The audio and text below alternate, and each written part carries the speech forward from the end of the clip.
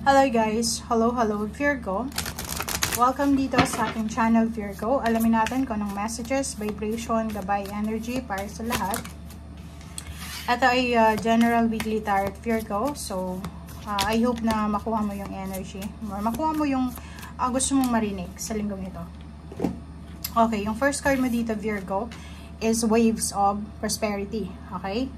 Ibig sabihin, yung alon ng prosperity, yung flow ng energy of money, relationship, or spiritual.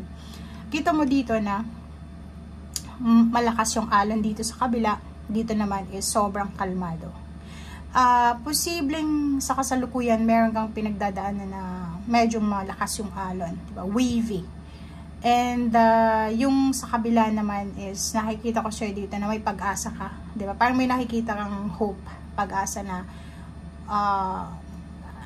the other side of the world is medyo kalmado, parang ganun. So hindi siya parang hopeless. Eto, kasi etong Waves of Prosperity, sinasabi sir na may pag-asa ka na makaalis dito sa wavy na to na situation, makapunta ka din sa mas tahimik, mas secured. Okay, so new abundance and exciting opportunities, marami siyang parating para sa'yo. Okay? So, ibig sabihin, mga bagong, yung pagsisimula, new offer of abundance, source of income, source of financial or emotional support, mga exciting opportunities na pwedeng magdala sa'yo ng abundance and prosperity. It's divine magic siguro. So, parang, ano siya, milagro. Diba? Yung parang feeling mo, like, nandito ka sa situation na wavy siya. Tapos, feeling mo yung wala na siyang pag-asa talaga. Wala nang pag-asa. But, luckily, diba? Through the power of the divine. Diba? Dahil sa grace ng ating Panginoon, ng ating universe. Sinasabi dito na extra magical energy surrounds your situation right now. So, expect miracles. So, yun, diba? Milagro siya na sinasabi sa'yo na posibleng sa linggong ito, Virgo, isang milagro ang posibleng darating sa'yo. Napapaligiran ka ng extra magical energy na posibleng makatulong sa'yo sa kung ano man yan na pinagdadaanan mo. Okay? Expect miracles sa linggong ito. So, posibleng makatanggap ka ng magandang balita, good news, tungkol sa kung ano man yan.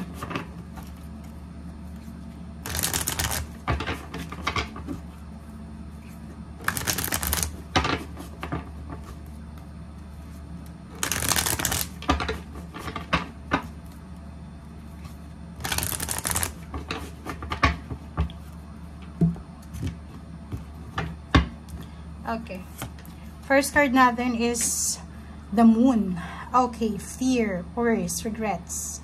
Kita ko siya dito na may mga Virgo na masyado silang negative mag-isip. Okay? Overthinking, overanalyzing the situation. Siguro may nangyari sa'yo for the past few months or pwedeng few weeks na marirealize mo sa linggong ito na everything happens for a reason. Okay? And sa linggong ito, nakikita ko na medyo confused ka sa mga nangyayari. But luckily, magically, eto na yung milagro. Diba? Nandito yung Magician, plus another card ng Divine Magic na sinasabi na expect miracles. Sinasabi na anumang kinakatakutan mo, anumang confusion na mayroon ka sa ngayon, ay posibleng mapalitan yan ng success, ng milagro.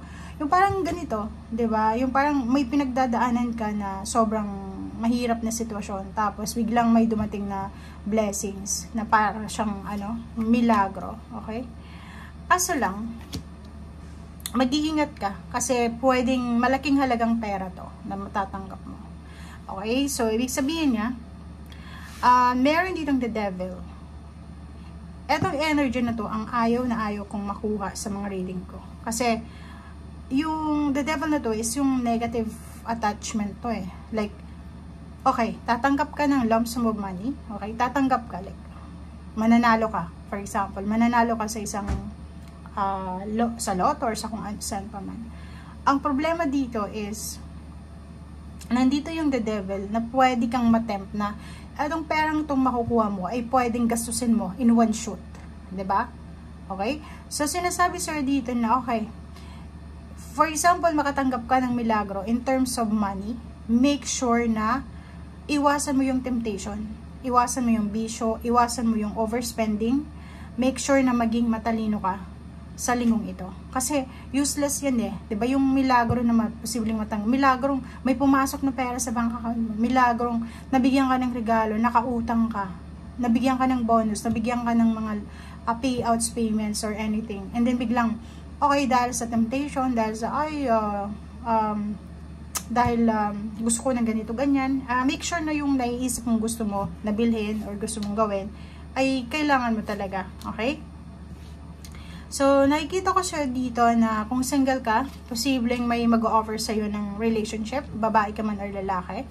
Mayroong 6 of Wands. Nakikita ko sa'yo dito na mayroong kang asawa siguro, in a relationship ka, it's either in a relationship ka sa trabaho mo, kasi may ganun eh, di ba? May mga single na Virgo na sobrang workaholic, in a relationship sila sa trabaho nila, sa feeling nila, yun yung focus nila. Meron din na in a relationship sa intimate, di ba? Lalaki, babae, relationship, ganyan-ganyan, or sa magulang. Minsan, ano tayo eh, parang dedicated tayo sa pamilya natin. Nakikita ko sir dito na, posibleng may mag-offer sa'yo ng parang suporta.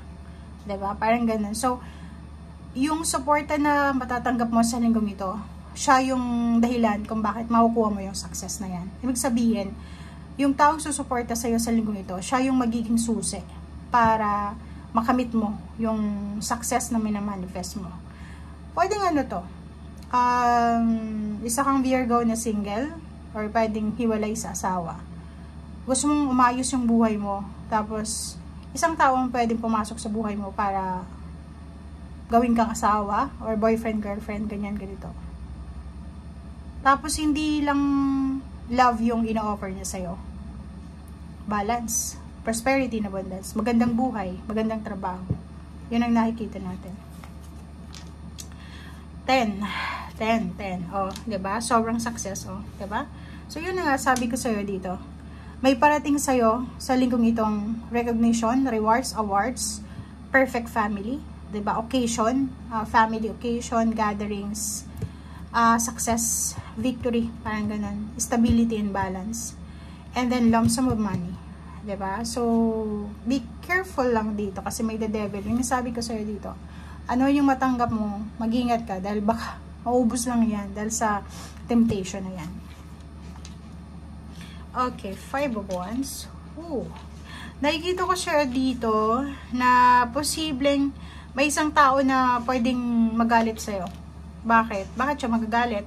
Kasi pwedeng gusto niyang pakialaman yung savings mo. Like, pwedeng nag-iipon ka ng pera. Kaso lang, ang taong ito ay nag-expect siya sa'yo ng money. Parang ganun. So, like example, karelasyon mo siya, magulang, kapatid, alam niya na may makukuha ka na lump sum of money this week.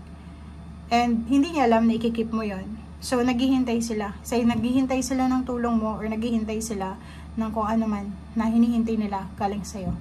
Itong The Hermit na to, tsaka yung Wheel of Fortune, sinasabi sir dito ng The Hermit na to and Wheel of Fortune na may liwanag na parating.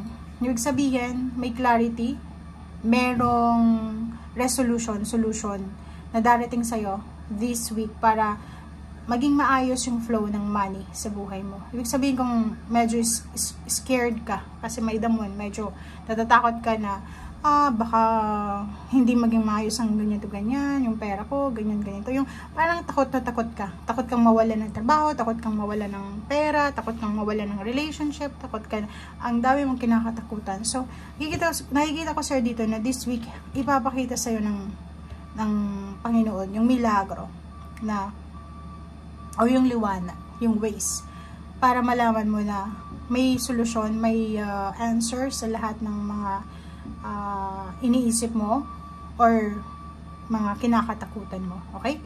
At ang Wheel of Fortune, kung iisipin mo, it's completion din. Pwedeng siya yung matagal mo ng pinapangarap na pagbabago, or pwedeng siya yung matagal mo ng minamanifest na mangyari sa buhay mo. Okay? So, brace yourself, ihanda mo yung sarili mo dahil talagang may milagro na parating sa linggong ito na pwedeng magpabago sa buhay mo. Okay? Thank you guys. Bye!